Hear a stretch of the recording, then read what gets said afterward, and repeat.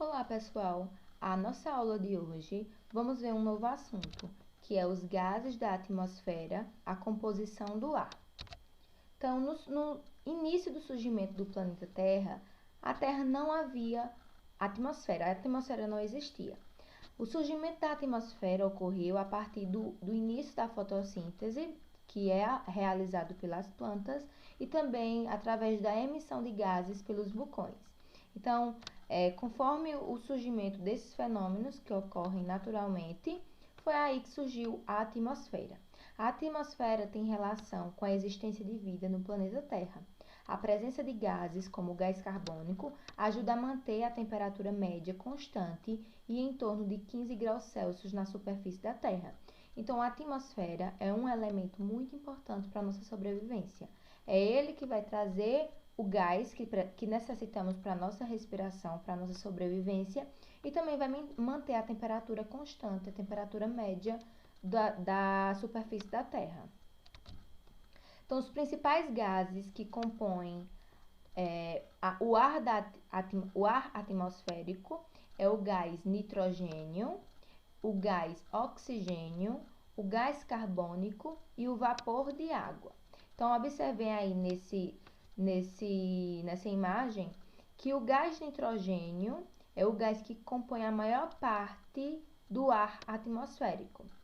O gás que a gente necessita para a respiração, a respiração dos seres vivos, é o gás oxigênio. Porém, ele não está em uma quantidade maior no ar atmosférico. A maior quantidade é do gás nitrogênio, que é 78%. Depois do gás nitrogênio vem o gás oxigênio, com 21%, e os outros 1% é composto por dióxido de carbono, que é o gás carbônico, o vapor d'água e gases raros. Então, 99% do ar atmosférico é composto de nitrogênio e de oxigênio. Os gases do ar não estão distribuídos igualmente por toda a extensão da atmosfera, porque a composição do ar vai variar de acordo com a altitude. Então, essa quantidade que a gente viu de gás na atmosfera, ela não está distribuída de forma igual em volta de todo o planeta. Esse gás ele vai estar distribuído de acordo com a altitude desses locais. Por exemplo, o oxigênio ele predomina as camadas inferiores da atmosfera, ou seja, a camada que está mais próxima da superfície da Terra. O oxigênio predomina.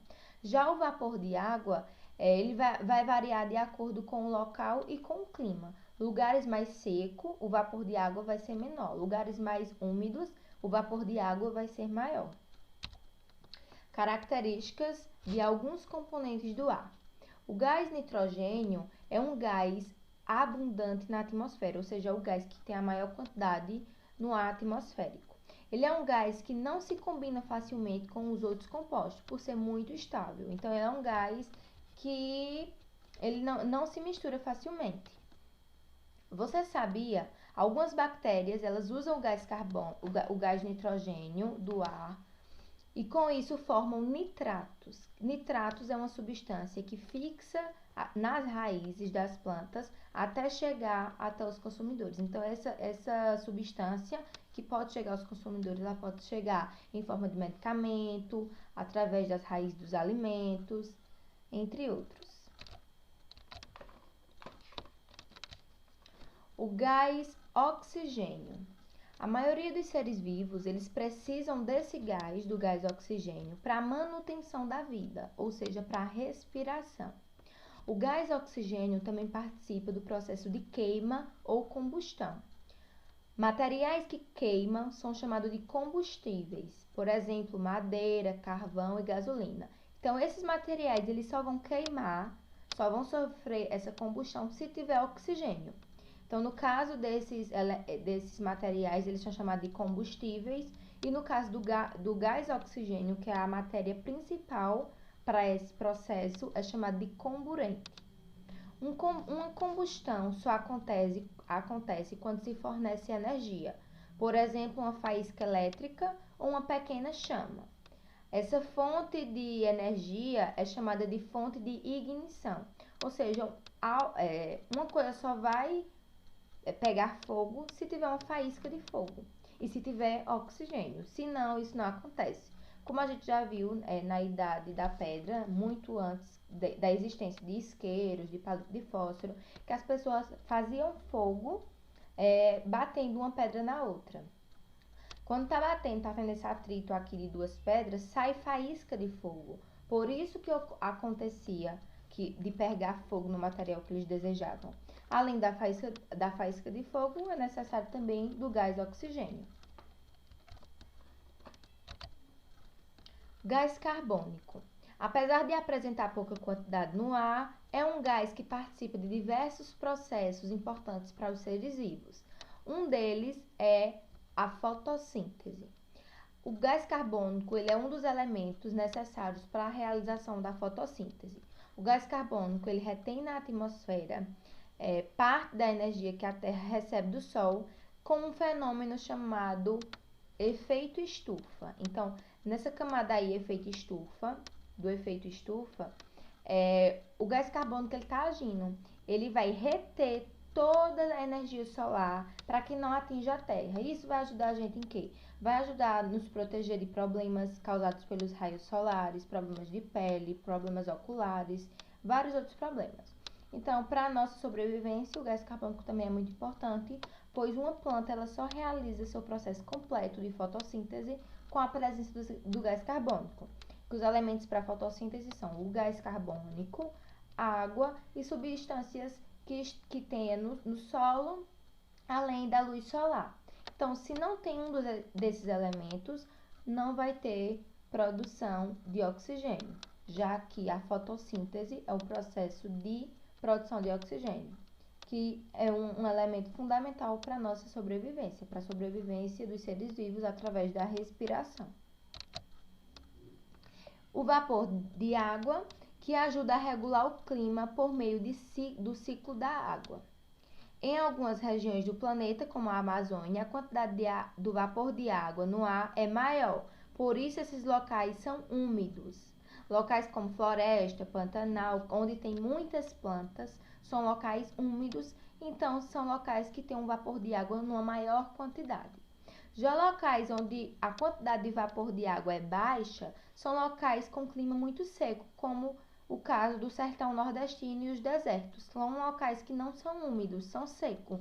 Então, eles são secos pela ausência do vapor de água. Nem só a ausência, também a pouca quantidade. Ou ausência ou pouca quantidade. Então, vai resultar em um clima seco. Propriedades do ar. O ar tem 3 propriedades, assim como a água tem isso em comum, que ela é incolor, ou seja, não tem cor, o ar não tem cor. Ele é inodoro, ou seja, não tem cheiro. E ele é insípido, ou seja, não tem gosto. Então, as 3 propriedades do ar, que é também muito semelhante com o da água. Não tem cor, não tem cheiro e não tem gosto. Se um desses elementos aí está presente na composição do ar, então esse ar não é puro. Esse ar tem alguma mudança, tem alguma partícula, tem alguma coisa que está sendo contaminada, que está contaminando ele. Pois o ar limpo para nossa respiração, para todo o ambiente saudável, ele não pode ter cor, não pode ter cheiro e não pode ter gosto. O ar só deixa de ter essas características quando ele está misturado com outros componentes, como o material particulado, que está presente na fumaça do escapamento dos automóveis. Quando o ar sai do escapamento dos automóveis, muitas vezes a gente não vê, mas a gente sente o cheiro. Então, é um material particulado. Se a gente sente o cheiro, então não é um ar limpo, pois a propriedade do ar é não ter cheiro. O ar tem massa e ocupa espaço. Como é que a gente prova isso? Observem essa imagem e vejam quanto pesa uma bexiga vazia. Uma balança ela está indicando aí 3,2 gramas, né? Então, quando a gente enche de ar essa bexiga, veja quanto aumentou nessa balança. Ou seja, o ar ele tem massa, ele tem o seu peso. E ele ocupa um espaço, porque ele ocupa todo lugar que ele for qualquer recipiente. Ele ocupa uma sala, ele ocupa um quarto, ele ocupa uma bexiga, ele ocupa todo o espaço, ele se expande por todo lugar. Então, ele ocupa um espaço e ele tem uma massa. O ar, ele se expande e ele se comprime. Como é que a gente vê isso? Observe aí nessa imagem dessa seringa. Na primeira imagem, que a gente tem a expansibilidade, onde o ar está espalhado por todo o local. E a compressibilidade, quando a gente aperta essa seringa, o ar está se comprimindo. Observe aí, essas bolinhas vermelhas, azuis, representam o ar. Quando a seringa está aberta, há a expansibilidade do ar. O ar está todo espalhadinho. Quando essa seringa é apertada, há a compressibilidade do ar. O ar está sendo comprimido aqui. Vejam a diferença. O ar, as partículas de ar estão bem juntinhas. Então, ele se expande e ele se comprime. Ele vai ocupar sempre o espaço, o tamanho do espaço que está sendo colocado. A poluição do ar. A poluição do ar ou poluição atmosférica é o resultado do lançamento na atmosfera de grandes quantidades de gases ou de partículas líquidas e sólidas, que provocam impacto no ambiente e também pode causar problemas de saúde. Quais são essa poluição? É através das poeiras das indústrias, como vocês podem observar aí na imagem, através de aerosóis, através das fumaças, de solventes, substâncias químicas, de ácidos, de hidrocarbonetos. Então, várias substâncias químicas e não químicas, eles vão provocar uma poluição no ar, uma poluição atmosférica. Qual é a consequência dessa poluição? Para o ambiente, a poluição atmosférica ela pode causar chuvas ácidas, pode causar formação de buraco na camada de ozônio e o aquecimento global. Então, o que seriam as chuvas ácidas? É através de alguma substância química, onde vai haver essa chuva ácida com algumas substâncias químicas que pode corroer alguns materiais e, caso seja atingido na pele humana, pode também provocar algumas lesões. A formação do buraco na camada de ozônio, que é consequentemente pelo uso de aerosóis. A camada de ozônio ela nos protege da radiação solar. Na medida que há um buraco nessa camada, através desse buraco vai ter a passagem dos raios solares e nós não vamos estar protegidos dessa radiação, provocando diversas doenças, como até mesmo câncer de pele. E o aquecimento global, que em si já é um problema muito sério no nosso planeta, tanto em relação à poluição do ar, à poluição da terra, à poluição da água. Então, uma junção de todos esses problemas ambientais causa o aquecimento global. Quais são os problemas de saúde causados aos humanos quando a gente fala de poluição do ar? Pode causar irritação nos olhos e na garganta, problemas respiratórios com a redução da oxigenação do cérebro e das células, doenças como asma, bronquite crônica, pneumonia, edema pulmonar. Então, várias doenças a gente pode ser adquiridas através da poluição do ar. Em pequenas concentrações de poluentes, pode causar dores de cabeça, vertigem, ou seja, tontura, perturbações sensoriais. E em altas concentrações de poluição, pode levar até a morte do indivíduo por asfixia, já que nós necessitamos de oxigênio para respirar. Quando esse oxigênio, esse ar, ele está poluído, então vai reduzir o oxigênio. Bom, por exemplo, também numa queima. Numa queimada, libera gás carbônico. O gás carbônico é um gás que o ser humano não pode inalar. Já que a gente respira oxigênio e libera gás carbônico, então o gás carbônico não pode ficar dentro da gente. Então, vamos falar, uma queimada numa floresta, causou um incêndio e está eliminando muita fumaça. Essa fumaça tem uma grande quantidade de gás carbônico concentrada e pode causar a morte do ser humano por asfixia, já que você não está inalando oxigênio, e sim gás carbônico. Então, a gente encerra o nosso assunto do ar.